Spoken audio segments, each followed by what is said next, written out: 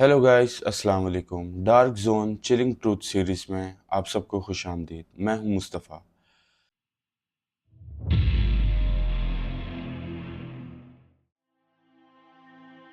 नाजरीन, कुछ कहानियां सिर्फ अफसाने नहीं होते।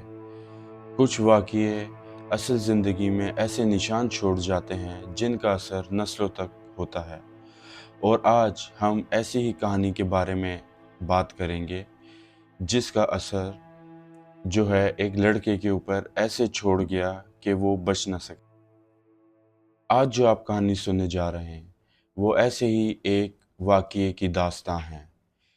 एक लाश, एक बेचैन रूह, एक बेकसूर लड़का जिसका नाम था साद। नाजरीन, कुछ साल पहले साद नाम का एक लड़का था। लोग कहते हैं उस पर किसी बुरी रूह का साया था, पर सवाल ये है कि वो साया आया कहाँ से और उसके साथ हुआ क्या।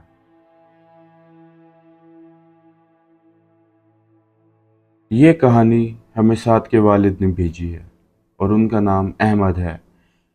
उनका कहना है कि उनके घर के पीछे एक कब्रिस्तान है, वो भी अंग्रेज़ों का, जहाँ पर अंग्रेज़ों की कब्रें बनी हुई हैं और वो कब्रिस्तान आज भी मौजूद है। उनका कहना है कि उनके घर की खिड़कियाँ आज भी उस कब्रिस्तान की तरफ खुलती हैं और साथ के कमरे में जो खिड़की थी उसकी हवाएं भी कब्रिस्तान की तरफ से आती थी। एक रात 2:30 बजे साद पढ़ाई कर रहा था, तो वो खिड़की की तरफ गया। उसने देखा कि हवा रुक चुकी है, परिंदे उड़ रहे हैं और कुत्तों की आवाज़ें आ रही हैं भौंकने की, जैसे उन्होंने कोई गैर इंसानी चीज़ को देख लिया। साद ने अपनी खिड़की बंद करना चाही, लेकिन वो बंद नहीं कर सका, क्योंकि उसने जो मंज़र देखा उसने साद की ज़िंदगी में सब कुछ बदल के रख दिया। साद की बेचैनी बढ़ती गई। जो कुछ भी हो रहा था वो सब देखने के लिए साद भी नीचे गया और कब्रिस्तान की तरफ चलने लगा। उसने देखा वो औरत कब्रिस्तान की तरफ जा रही है और उसका पीछा करते हुए साद भी उसी औरत के पीछे चला गया। नाजरीन, आप लोग सोच रहे होंगे कि साद उसके पीछे क्यों गया। मैं आपको बताता चलूं, ऐसी चीज़ें इंसान को अपनी तरफ खुद खींचती हैं, बुलाती हैं। और फिर उसने देखा वो मंजर जिस मंजर ने उसको हैरान और परेशान करके रख दिया। साद उस औरत के पास गया और उससे पूछा कि तुम कौन हो। फिर अचानक से इंसानी हड्डियों की चटकने की आवाज़ आने लगी। वो औरत अपनी जगह रुक गई और अचानक अपनी पूरी गर्दन साद की तरफ घुमा दी। उस औरत का चेहरा साद की तरफ था और जिस्म पीछे की तरफ। ये सब देखकर साद के होश व आवाज़ ही उड़ गए और साद पागलों की तरह कब्रिस्तान से बाहर भागने लगा। लेकिन अचानक वो कब्रिस्तान के गेट के पास आकर गिर गया। सर पर चोट लगने के बाद वो बेहोश हो गया।